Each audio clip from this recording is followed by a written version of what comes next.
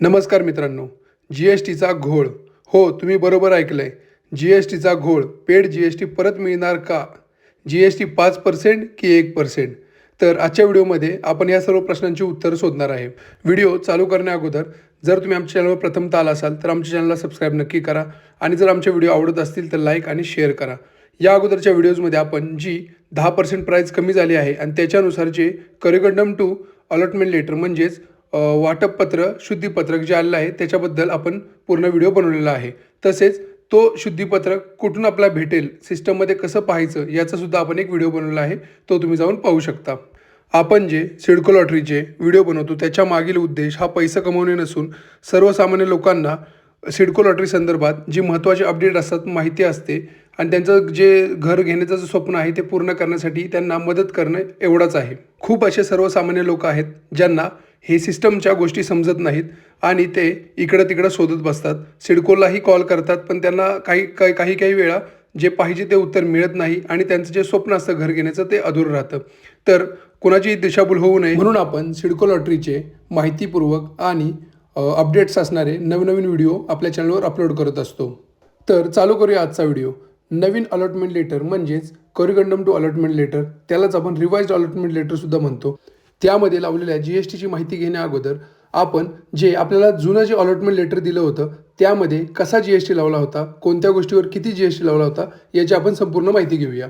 तर आता तुमच्यासमोर जे अलॉटमेंट लेटर आहे ते खारघर सेक्टर 14 LIGचं आहे.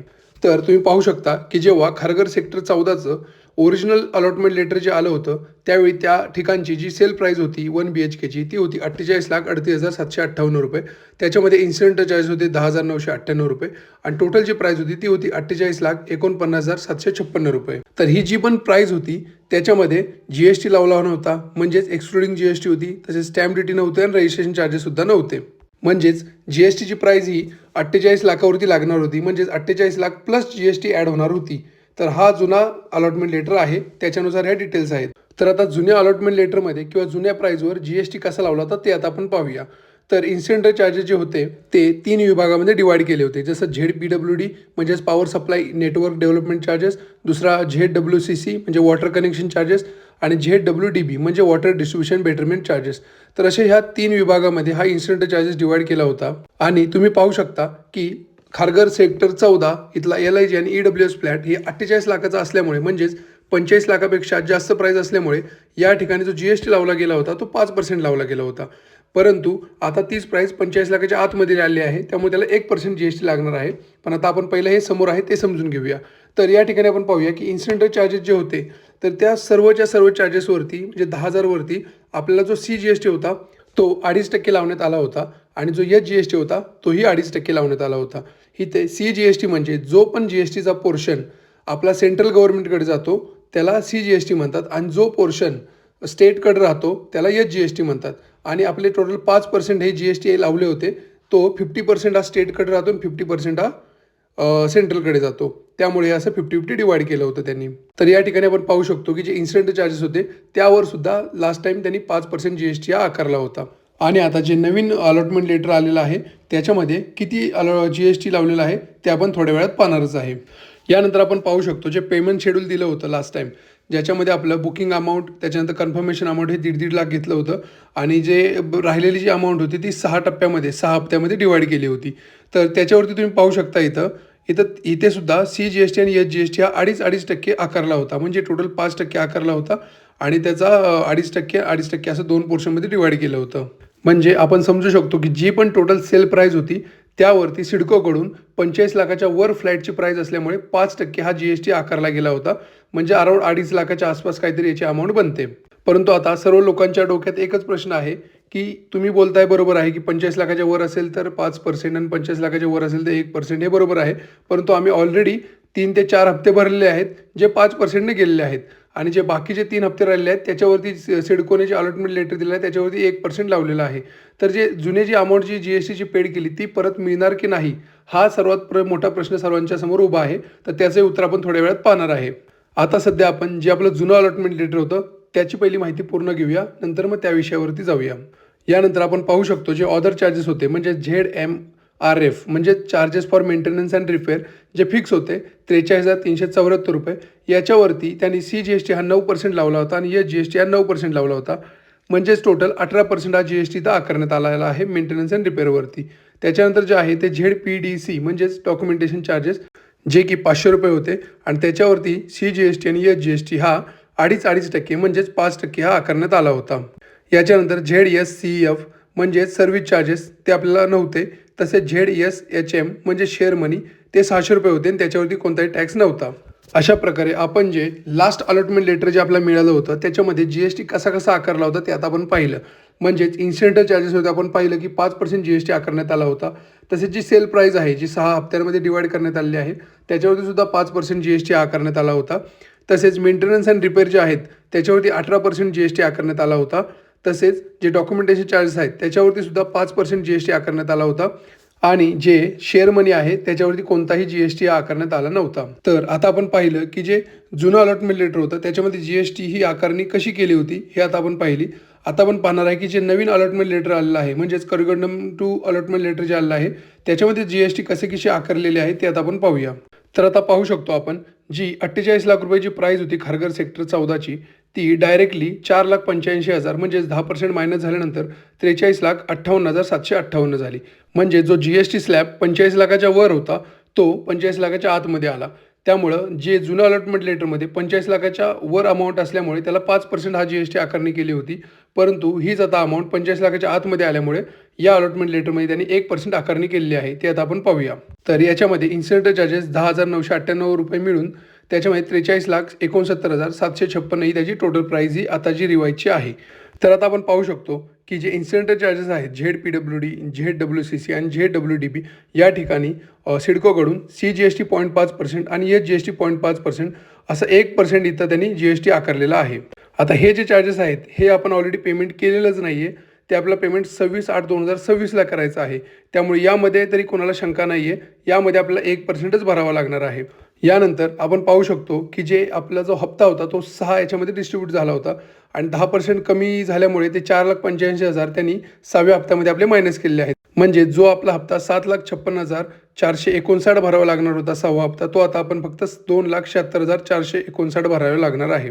तर या ठिकाणी आपण पाहू शकतो की जे आपण तुम्हाला जे जुनं अलॉटमेंट लेटर दाखवलं त्याच्यामध्ये क्लिअर 5% GST आकारला होता पूर्ण सर्व हप्त्यांवरती. परंतु या ठिकाणी CGST 0.5%, SGST 0.5% असा या ठिकाणी फक्त 1% GST आकारण्यात आलेला आहे.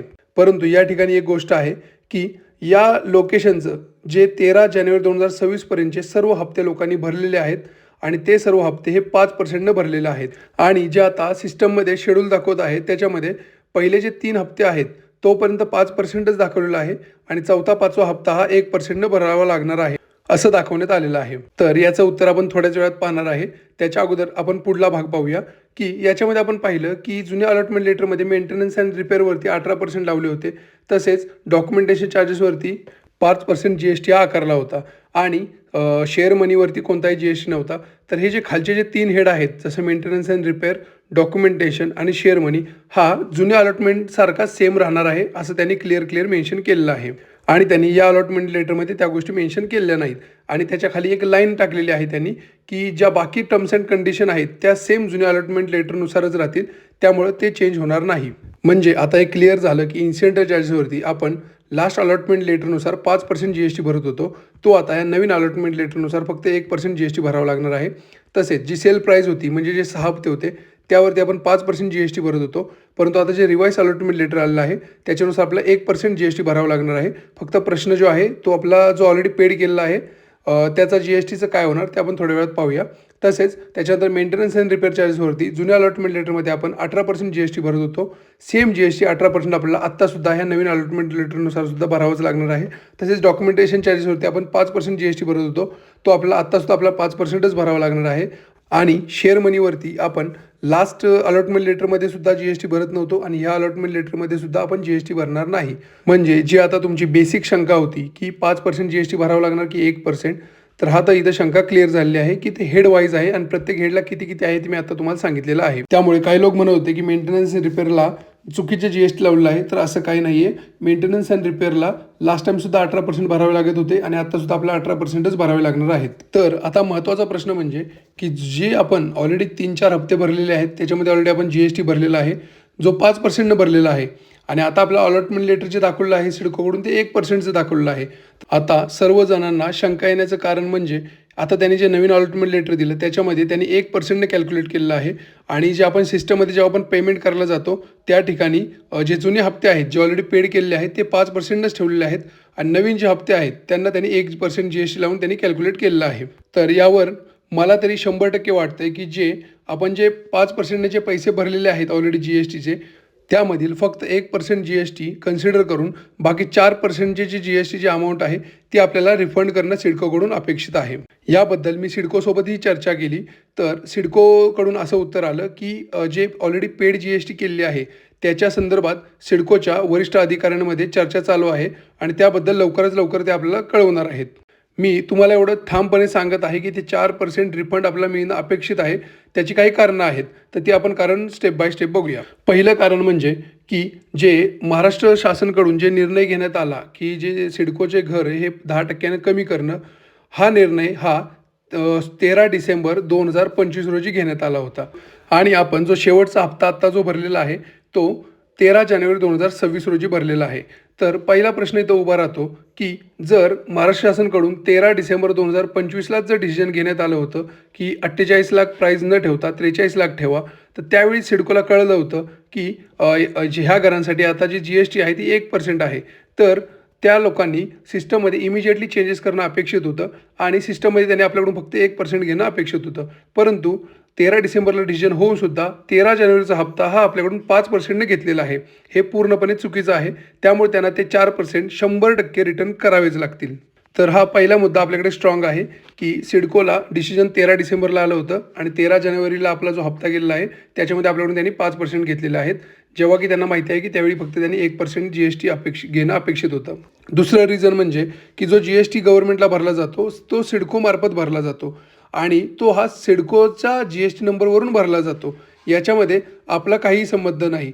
जसं आपण ITR आपल्या स्वतःच्या पॅन नंबरवरून भरतो त्यावेळी आपल्याला रिटर्न घेण्याचा अधिकार असतो. आपण त्यासाठी रिटर्न फाईल करतो आणि जे आपण एक्स्ट्रा इन्कम टॅक्स जो कट झालेला आहे तो आपण रिटर्न घेतो. परंतु या ठिकाणी पूर्णपणे जी जबाबदारी आहे ती सिडकोची आहे, कारण सिडकोचं हे जे डिसिजन आहे ते सिडकोने घेतलेलं आहे.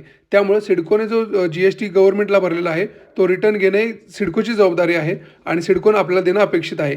आपण कुठेही गव्हर्नमेंटकडे डायरेक्टली जाऊ शकत नाही की आमचा GST एक्स्ट्रा गेलेला आहे आणि आम्हाला परत करा. आपण सिडकोलाच रिक्वेस्ट करू शकतो की तुम्ही आमचा एक्स्ट्रा GST कटिंग केलेला आहे तो आम्हाला परत करा. कारण घरांची योग्य प्राईस ठरवण्यात सिडको ही अपयशी ठरलेली आहे आणि त्याचा फटका हा सर्वसामान्य जनतेला लागणं हे खूप चुकीचं आहे. आणि तिसरं आणि शेवटचं महत्त्वाचं कारण म्हणजे जर सिडकोला जर भरलेल्या जे 3 हप्ते आहेत त्याच्यावरती जर त्यांना 5% GST लावायचा असता आणि राहिलेल्या हप्त्यांवरती 1% GST लावायचा असता तर त्यांनी करगंडम टू द अलॉटमेंट लेटर म्हणजेच रिवाइज्ड अलॉटमेंट लेटरमध्ये 1%ने सर्व हप्त्यांवरती GST दाखवला नसता. त्यामुळं आलेल्या करगंडम टू द अलॉटमेंट लेटर हे आपल्याकडं 100% प्रॉपर प्रूफ आहे की ज्याच्यामध्ये आपल्याला फक्त 1% GST लागला पाहिजे, 5% GST लागला नाही पाहिजे. तर मला तरी असं वाटत आहे की जे 4% जे आपण एक्स्ट्रा भरलेले आहेत ते लवकरात लवकर सिडको आपल्याला रिफंड करेल. तर आजच्या व्हिडिओमध्ये आपण GST संदर्भात पूर्ण माहिती पाहिलेली आहे. यानंतर जर काही शंका असतील, अडचणी असतील किंवा तुमचे प्रश्न असतील तर तुम्ही कमेंट सेक्शनमध्ये कळवा आणि चॅनलवर प्रथमतः आला असेल तर चॅनलला सबस्क्राईब नक्की करा आणि आमचे व्हिडिओ आवडत असतील तर लाईक आणि शेअर नक्की करा. व्हिडिओ शेवटपर्यंत पाहिल्याबद्दल धन्यवाद.